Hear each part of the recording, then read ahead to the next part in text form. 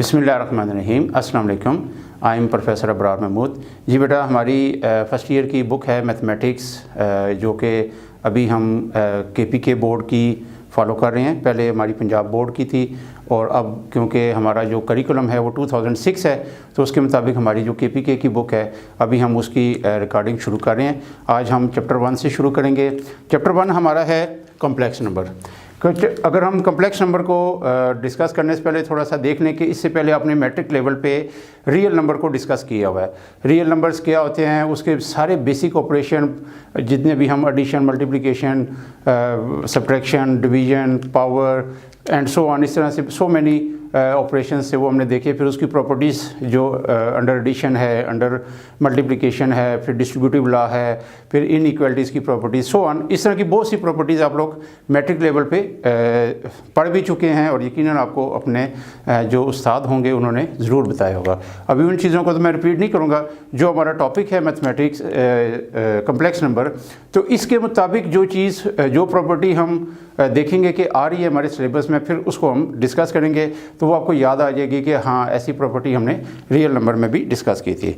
तो complex number को अगर हम ये कहें जी कि ये क्या चीज़ है, तो अभी मैं डेफिनेशन तो इसकी प्रॉपर बता देता हूँ, फिर इसका कॉन्सेप्ट कैसे बनता है वो भी मैं बता देता हूँ। थोड़ा सा इसका जस्ट मैं ये बता दूँ कि इसका यूज़ क्या है।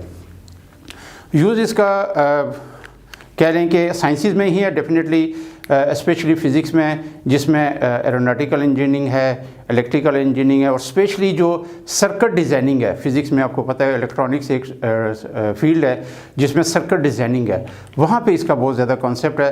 तो इंशाल्लाह मौका मिलेगा तो इसको हम आपको वीडियोज़ की सूरत में इसकी एप्लीकेशन ज़रूर दिखाएँगे, ठीक है। तो इसका मैं स्टार्ट करता हूँ कि देखें कि कॉम्प्लेक्स नंबर का स्टार्ट कैसे होता है। छोटे लेवल पे जब आप लोग अलजेब्रिक फॉर्म में कोई भी इक्वेशन, मसलन इस तरह की आपने इक्वेशन सॉल्व की हुई है, बहुत आसानी से आप इसको सॉल्व कर सकते हैं। x = 4, ठीक है। इसी तरह कोई और हम एक और सिंपल सी एग्जांपल ले लें, तो ये भी आपने लीनियर के केस में बहुत आसानी से इसको सॉल्व किया हुआ है। अगर हम क्वाड्रेटिक फॉर्म में आ जाएं कि x² - 9 = 0 था, तो x² = 9, तो जब हम स्क्वायर रूट लेते हैं तो x = +-3 देखते हैं। अब ये +-3 याद रखना है कि स्क्वायर रूट जो होता है, जब हम स्क्वायर रूट अप्लाई करते हैं किसी भी नंबर पे, तो स्क्वायर रूट हमें 1 वैल्यू देता है और वो सिर्फ पॉजिटिव होती है। अगर 0 होगा तो 0 ही देगा, लेकिन अगर किसी पॉजिटिव नंबर का स्क्वायर रूट होगा तो वो सिर्फ और सिर्फ पॉजिटिव होगा, नेगेटिव नहीं होता। ये जो हम नेगेटिव साइन लिखते हैं, ये एक कॉन्सेप्ट की बेस पे लिखते हैं। क्या कॉन्सेप्ट है कि अगर मैं x = 3 का दोबारा स्क्वायर करूं तो वो भी x² = 9 बनेगा, और अगर मैं x = -3 का दोनों तरफ स्क्वायर करूं वो भी यही बनेगा, x² = 9। तो जहां पे हमें कंफर्म नहीं है कि ये वेरिएबल किस चीज़ को रिप्रेजेंट कर रहा है, जनरली सिंपल एक वेरिएबल है, तो फिर तो हम स्क्वायर रूट जब भी लेंगे तो उसके साथ +- लिखेंगे। लेकिन जहाँ पे हमें पता होगा कि ये वेरिएबल किसी डिस्टेंस को शो कर रहा है, लेंथ को शो कर रहा है, किसी भी मेजरमेंट को शो कर रहा है, एरिया को शो कर रहा है, व्हाटएवर, कोई भी ऐसी चीज़ जिसमें नेगेटिव नंबर पॉसिबल नहीं होता, तो उस केस में फिर हम इसको सिर्फ पॉजिटिव केस लिखते हैं। आम रूटीन में अलजेब्रिक कह लो कि सॉल्यूशन में हम इसको +- लिखते हैं, ठीक है। अब मसला तब पैदा हुआ जब इस तरह की इक्वेशन हमारे पास यूँ आई कि एक स्क्वायर नंबर जो है वो नेगेटिव नंबर के इक्वल आ गया। अभी जैसा कि मैंने थोड़ी देर पहले आपको समझाया कि x = 3, यानी अगर आप x की वैल्यू +3 लें, इसका स्क्वायर करेंगे तब भी x² = 9 आएगा, और अगर आप x = -3 का स्क्वेयरिंग करेंगे बोथ साइड तब भी x² = +9 आएगा। लेकिन अब देखें कि क्या कोई ऐसा नंबर एग्जिस्ट करता है कि मैं उसका स्क्वायर लूँ तो आंसर नेगेटिव आए? नो। ये रियल में इसका आंसर है नो। इसका मतलब है कि अब यहाँ से एक दुनिया चेंज हो गई है। अब रियल से हम आ जाएंगे कॉम्प्लेक्स नंबर की तरफ, कि पहले तो ये किया जाता था कि जब हम इसका स्क्वायर रूट लेते थे तो इसको इसी फॉर्म में छोड़ दिया जाता था, बस हम कहते थे जी बस यही आंसर है, इससे आगे नहीं जा सकता। लेकिन जब इसमें फिर डेवलपमेंट हुई, स्पेशली कॉम्प्लेक्स नंबर पे जो वर्किंग की, जर्मन मैथमेटिशियन था गाज, 18 सेंचुरीज़ में उसने ये कॉन्सेप्ट दिया कॉम्प्लेक्स नंबर का, कि उसने इन नंबर्स को आगे थोड़ा सा आगे लेके जाके सॉल्व करने का तरीक़ाकार हमें बताया। उसने क्या कहा, उसने ये कहा कि ये जो नेगेटिव नंबर है -9 जैसे, इसको आप यूँ ब्रेक करें कि नेगेटिव साइन को अलग कर दें। अकेला नेगेटिव साइन तो अलग नहीं होगा, वो उसको हम एज ए -1 की सूरत में अलग करेंगे। इसको आप ब्रेक करें। रूट जो है मल्टीप्लिकेशन के केस में और डिवीजन के केस में आप इसको अलग अलग पार्ट्स की फॉर्म में लिख सकते हैं। ये जो √-1 है इसको एक सिंबल आयोटा का नाम दे दिया गया, यानी ये आयोटा क्या चीज़ है, ये आई क्या चीज़ है, इसे पढ़ते हैं आयोटा। ये एक सिंबल है, ठीक है, यानी बजाते खुद ये कुछ भी नहीं है, ये एक वैल्यू है जो √-1 उसको रिप्रेजेंट कर रहा है। जैसे x किसी जगह 3 को रिप्रेजेंट कर रहा है, किसी जगह 5 को कर रहा है, किसी जगह 10, तो x तो मुख्तलिफ वैल्यूज़ को रिप्रेजेंट करेगा। लेकिन आयोटा यानी जो i है ये सिर्फ और सिर्फ एक वैल्यू को रिप्रेजेंट करेगा, वो कौन सी है, √-1 बस। तो जहाँ भी √-1 आएगा हम उसकी जगह आयोटा लिखेंगे, और यहाँ से आप दोनों केस लिखना चाहें दोनों लिख दें, एक केस लिखना चाहें एक लिख दें, तो ये आपके पास फाइनल आंसर आ गया ±3 आयोटा। अब ये पॉइंट याद रखना है कि अंडर रूट के अंदर जो नेगेटिव साइन था वो ख़त्म नहीं हुआ, उसको बेसिकली हम उसके ऊपर एक और कोई चीज़ रख के उसको कवर दे के उसकी लुक चेंज कर दिया है, यानी किस फॉर्म में वो है, आयोटा। तो अभी देखें, जैसा कि आपके सामने मैंने लिखा है कि आयोटा क्या चीज़ है, आयोटा है √-1, ये इसका नाम है। अगर आप इसकी स्क्वेयरिंग करें, स्क्वेयरिंग बोथ साइड, तो आयोटा स्क्वेयर आ जाएगा -1। तो ये बात याद रखनी है कि आगे जब हम कॉम्प्लेक्स नंबर का टॉपिक आगे इसको कंटिन्यू करेंगे, तो जहाँ भी हमारी किसी भी कैलकुलेशन में स्पेशली मल्टीप्लिकेशन और डिवीजन के केस में, एडिशन में और सब्ट्रैक्शन में, तो आयोटा की पावर्स क्योंकि ऐड नहीं होती, वो जो भी आयोटा की पावर होगी वो एज इट इज़ रहेगी। लेकिन अगर कोई फॉर्म ऐसी दी गई है कि वो आयोटा स्क्वायर या इससे अप पावर है, तो फिर हम उसको आयोटा स्क्वायर की फॉर्म में चेंज करेंगे और फिर उसकी जगह क्या पुट करेंगे, -1। या आप फर्दर भी इसको एक स्टेप और लेके जा सकते हैं, आयोटा की पावर 4 = +1। जैसे iota square is equal to -1 आ गया, इसी तरीके से आयोटा की पावर 4 = क्या आ गया, +1। तो चाहे आप आयोटा स्क्वायर के पैटर्न में चेंज करें या आयोटा की पावर 4 के पैटर्न में, ज़्यादा बेहतर ये होता है कि आप इसको जहाँ भी आयोटा की पावर 1 से बड़ी आ जाएगी, 2, 3, 4, 5, 10, कोई भी इस तरह की बड़ी पावर आ जाए, पॉजिटिव है या नेगेटिव है, यानी पॉजिटिव इंटीजर है या नेगेटिव, तो आप उसको आयोटा स्क्वायर के पैटर्न में चेंज करेंगे। अब आते हैं इसकी डेफिनेशन पे।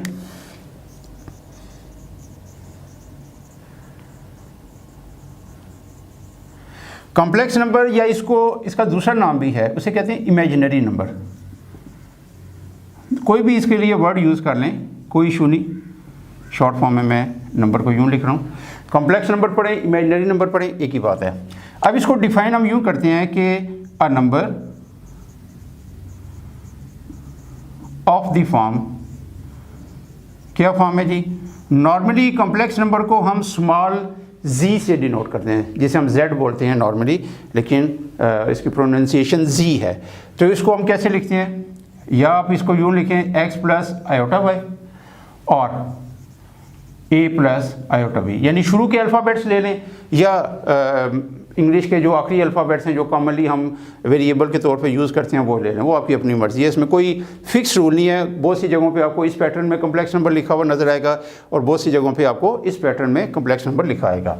इसकी ऑर्डर्ड पेयर की फॉर्म हम यूँ लिखते हैं कि x, y। आपको पता है कि जब पेरेंथेसिस में हम दो वैल्यूज़ को कॉमा के साथ लिखते हैं तो इसे कहते हैं ऑर्डर्ड पेयर।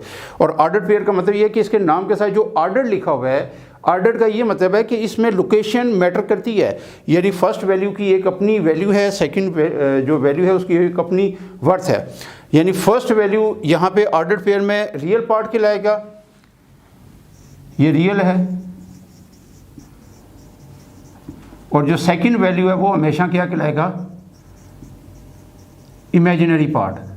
ठीक है, यानी इसी तरह अगर ये जो प्लस या माइनस जो भी फॉर्म है यहाँ पे, जैसे भी तो प्लस वाली फॉर्म है, तो इसमें x जो विदाउट आयोटा वाली टर्म होगी that is called real part, और आयोटा जिस टर्म के साथ होगा, आयोटा समेत नहीं कहना, यानी आयोटा जिस टर्म के साथ है, जैसे आयोटा किसके साथ है, y के साथ है, तो y को क्या कहेंगे, इमेजिनरी पार्ट। तो अगर ऑर्डर्ड पेयर की फॉर्म में लिखेंगे फिर तो बड़ी पिक्चर क्लियर है, लेकिन अगर आयोटा की फॉर्म में होगी तो फिर आपने आयोटा समेत नहीं कहना, आयोटा की वजह से उसका नाम है इमेजिनरी पार्ट। अगर कभी पेपर में क्वेश्चन आ जाए मिसाल के तौर पर z है -5 + 6 आयोटा, क्वेश्चन है जी कि इसका रियल पार्ट क्या हो चुका है, रियल पार्ट क्या है और इमेजिनरी पार्ट क्या है। तो रियल पार्ट तो हो गया -5। अब जो इमेजिनरी पार्ट है वो क्या होगा, 6 होगा। 6 आयोटा नहीं 6 होगा, ठीक है। ये बात अच्छी तरह याद रखनी है। नेक्स्ट इसमें है कि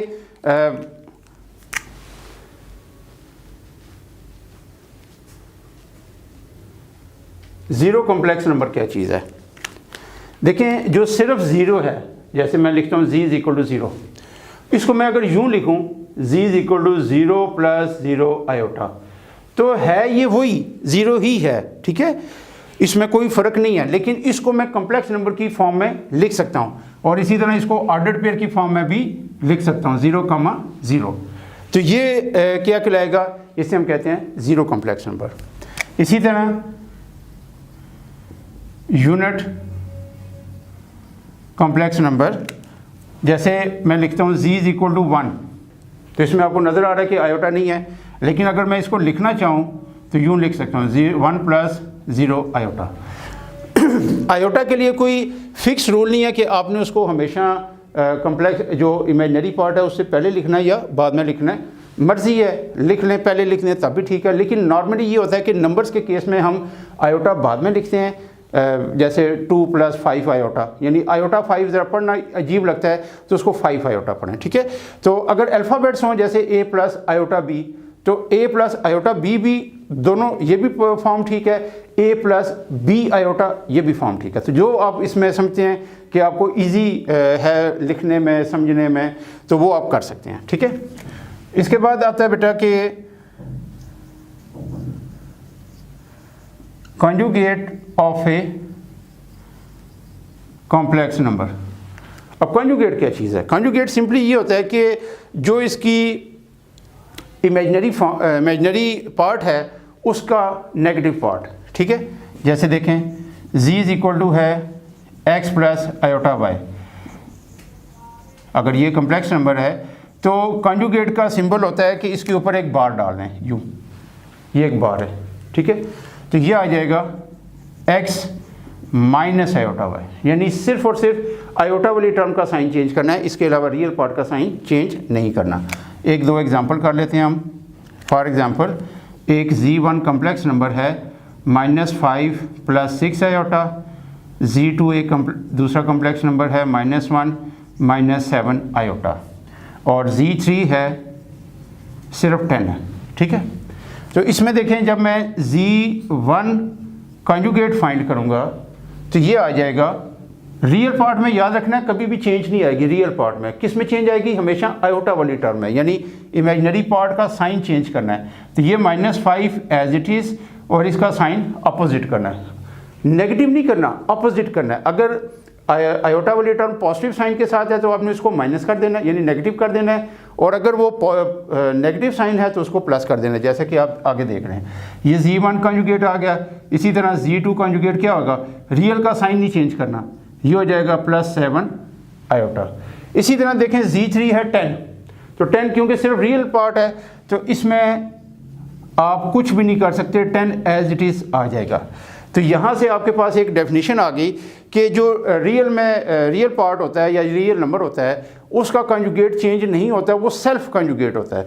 तो यहाँ से आप सिंपली एक पॉइंट लिख सकते हैं, real number is self conjugate, ठीक है बेटा।